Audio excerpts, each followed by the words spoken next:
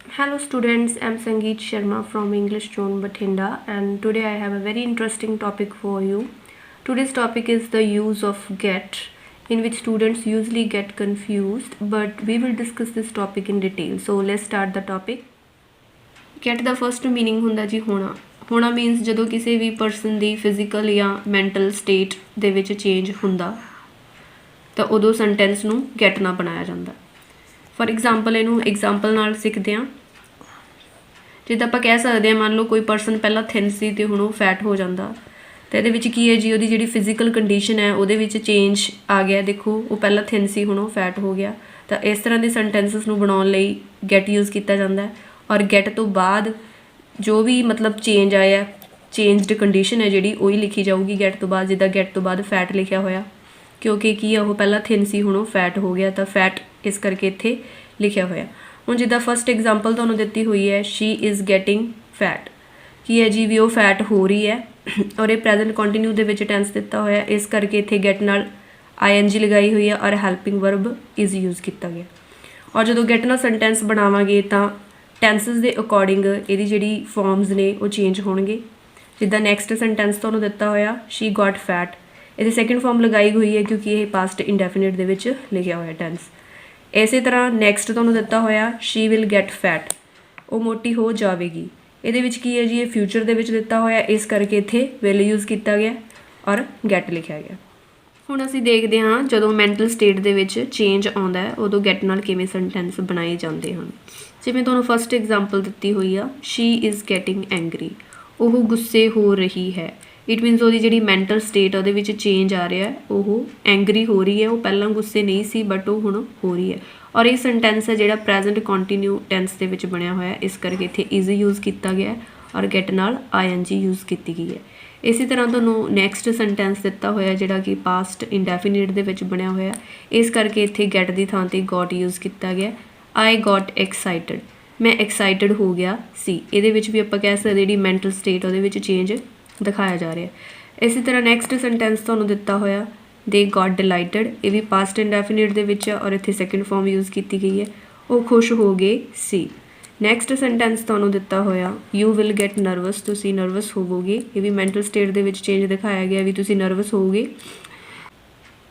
Last sentence ਹੈ ਆਈ got surprised, ਮੈਂ surprised ਹੋ ਗਿਆ ਸੀ। ਸੋ ਇਸ ਤਰ੍ਹਾਂ ਅਸੀਂ ਸਿੱਖਿਆ ਕਿ ਕੰਡੀਸ਼ਨ ਚੇਂਜ ਲਈ ਕਿਵੇਂ ਗੈਟ ਦਾ ਯੂਜ਼ ਕੀਤਾ ਜਾਂਦਾ। ਹੁਣ ਅਸੀਂ ਦੇਖਦੇ ਹਾਂ ਗੈਟ ਦਾ ਸੈਕਿੰਡ ਯੂਜ਼ ਕਿਵੇਂ ਕੀਤਾ ਜਾਂਦਾ। ਗੈਟ ਮੀਨਸ ਕਿਸੇ ਚੀਜ਼ ਨੂੰ ਪਾਉਣਾ, ਪ੍ਰਾਪਤ ਕਰਨਾ ਜਾਂ ਫਿਰ ਕਿਸੇ ਚੀਜ਼ ਦਾ ਮਿਲ ਜਾਣਾ। ਐਗਜ਼ਾਮਪਲਸ ਜਿੱਦਾਂ ਦੇਖ ਸਕਦੇ ਹਾਂ ਜਿੱਦਾਂ ਫਸਟ ਐਗਜ਼ਾਮਪਲ ਤੁਹਾਨੂੰ ਦਿੱਤੀ ਹੋਈ ਹੈ ਆਈ ਗॉट ਅ ਜੌਬ, ਮੈਨੂੰ ਨੌਕਰੀ ਮਿਲੀ। ਇਸੇ ਤਰ੍ਹਾਂ ਸੈਕਿੰਡ ਐਗਜ਼ਾਮਪਲ ਹੈ you will get her number, ਤੁਸੀਂ ਉਸਦਾ ਨੰਬਰ ਪ੍ਰਾਪਤ ਕਰੋਗੇ। ਐਂਡ ਥਰਡ ਸੈਂਟੈਂਸ ਹੈ ਸ਼ੀ ਗॉट ਪ੍ਰਮੋਸ਼ਨ, ਉਸਨੂੰ ਪ੍ਰਮੋਸ਼ਨ ਮਿਲੀ। ਇਸੇ ਤਰ੍ਹਾਂ ਫੋਰਥ ਸੈਂਟੈਂਸ ਹੈ ਆਈ ਡਿਡ ਨਾਟ ਗੈਟ ਐਨੀ ਬੱਸ, ਮੈਨੂੰ ਕੋਈ ਬੱਸ ਨਹੀਂ ਮਿਲੀ। ਸੋ ਇਸ ਤਰੀਕੇ ਨਾਲ ਅਸੀਂ ਗੈਟ ਦਾ ਯੂਜ਼ ਕਰ ਸਕਦੇ ਹਾਂ। ਹੁਣ ਅਸੀਂ ਦੇਖਦੇ ਹਾਂ ਕਿ ਗੈਟ ਦਾ ਥਰਡ ਯੂਜ਼ ਪੋਜ਼ੀਟਿਵ ਵਰਬ ਦੇ ਰੂਪ ਵਿੱਚ ਕਿਵੇਂ ਕੀਤਾ ਜਾਂਦਾ ਹੈ। ਸਭ ਤੋਂ ਪਹਿਲਾਂ ਅਸੀਂ ਦੇਖਦੇ ਹਾਂ ਕਿ ਪੋਜ਼ੀਟਿਵ ਵਰਬ ਕੀ ਹੁੰਦੀ ਆ। These are the verbs ਕਹਿੰਦੇ that show the reason that something happened and show that the subject got someone or something else to do for them। ਹਾਂਜੀ ਇਹਦਾ ਮੀਨਿੰਗ ਕੀ ਹੈ ਜੀ, ਇਹਦਾ ਮਤਲਬ ਇਹ ਹੈ ਕਿ ਜਿਹੜਾ ਸਬਜੈਕਟ ਆਪ ਹੈ ਉਹ ਖੁਦ ਕੋਈ ਕੰਮ ਨਹੀਂ ਕਰਦਾ, ਉਹ ਕਿਸੇ ਤੋਂ ਕਰਵਾਉਂਦਾ ਹੈ। ਪਰ ਇਹਦੇ ਵਿੱਚ ਕਹਿੰਦੇ ਜਿਹੜਾ ਕੰਮ ਕਰਨ ਵਾਲਾ ਹੁੰਦਾ ਉਹਨੂੰ ਇੰਟਰੋਡਿਊਸ ਨਹੀਂ ਕੀਤਾ ਜਾਂਦਾ। ਹੁਣ ਅਸੀਂ ਇਹਦੀ ਐਗਜ਼ਾਮਪਲਸ ਦੇਖਦੇ ਹਾਂ। ਹਾਂਜੀ ਫਸਟ ਐਗਜ਼ਾਮਪਲ ਦਿੱਤੀ ਹੋਈ ਹੈ she will get her room painted, ਉਹ ਆਪਣਾ ਰੂਮ ਪੇਂਟ ਕਰਵਾਏਗੀ। ਇਸ ਸੈਂਟੈਂਸ ਵਿੱਚ ਸ਼ੀ ਸਬਜੈਕਟ ਹੈ ਜੋ ਕਿ ਖੁਦ ਰੂਮ ਪੇਂਟ ਕਰਨ ਦੀ ਗੱਲ ਨਹੀਂ ਕਰ ਰਹੀ ਜਦ ਕਿ ਕਿਸੇ ਤੋਂ ਰੂਮ ਪੇਂਟ ਕਰਵਾਉਣ ਦੀ ਗੱਲ ਕਰ ਰਹੀ ਹੈ।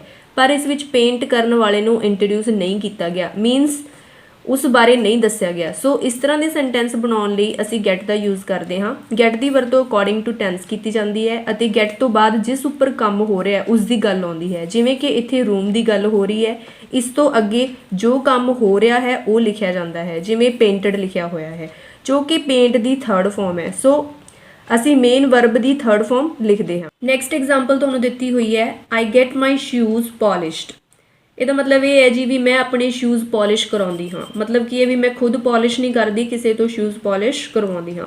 ਇਸੇ ਤਰ੍ਹਾਂ ਨੈਕਸਟ ਤੁਹਾਨੂੰ ਦਿੱਤਾ ਹੋਇਆ ਸ਼ੀ ਗॉट ਹਰ ਕਾਰ ਰਿਪੇਅਰਡ, ਉਹਨੇ ਆਪਣੀ ਕਾਰ ਰਿਪੇਅਰ ਕਰਵਾਈ। ਮੀਨਸ ਉਹਨੇ ਖੁਦ ਕਾਰ ਰਿਪੇਅਰ ਨਹੀਂ ਕੀਤੀ, ਕਿਸੇ ਤੋਂ ਕਾਰ ਰਿਪੇਅਰ ਕਰਵਾਈ। ਇਸੇ ਤਰ੍ਹਾਂ ਤੁਹਾਨੂੰ ਲਾਸਟ ਸੈਂਟੈਂਸ ਦਿੱਤਾ ਹੋਇਆ they are getting their hair cut means कि वो अपना हेयर कट करवा रहे ने मीनस खुद नहीं हेयर कट कर रहे किसी तो करवा रहे ने। सो इस तरह असी सिक्ख्या कि गैट नूं किवें यूज़ किया जाता। गैट द नैक्सट मीनिंग है टू अंडरस्टैंड मीनस किसी चीज़ नूं समझना। For example I got it मैनू समझ आ गई। नैक्सट है जी are you getting what I am saying की तुहानूं समझ आ रही है जो मैं कह रही हाँ। इसी तरह थर्ड सेंटेंस तुहानूं दिता होया she did not get what they said तो उसनूं समझ नहीं आई वट दे सैड जिहड़ा उन्होंने कहा। सो इस तरह गैट द मीनिंग अंडरस्टैंड भी हुंदा है मतलब किसी चीज़ नूं समझना भी हुंदा है। नैक्सट असीं देखते हाँ गैट द मीनिंग हुंदा जी वापस आउणा या पहुँचना।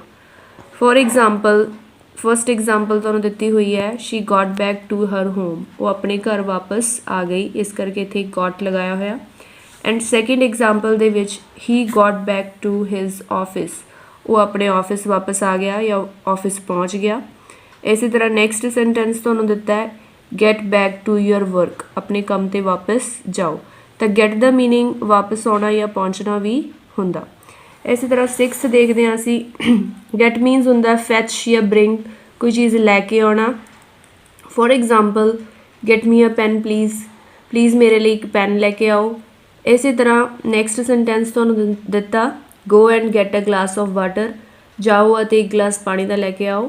थर्ड सेंटेंस तुहानूं इसी तरह दिता है जिहदे विच गैट दा यूज़ किया गया could you please get me some rice कि तुसीं मैनूं कुछ राइस लिया के दे सकते हो। नैक्सट असीं देखते हाँ get to the use opportunity मिलण लई भी किया जाता जिद्दां तुहानूं इत्थे लिखिया होया है अपॉर्चुनिटी टू डू समथिंग जदों किसी भी परसन नूं कोई काम करन दा मौका मिलदा तां उत्थे गैट टू नूं यूज़ किया जाता है।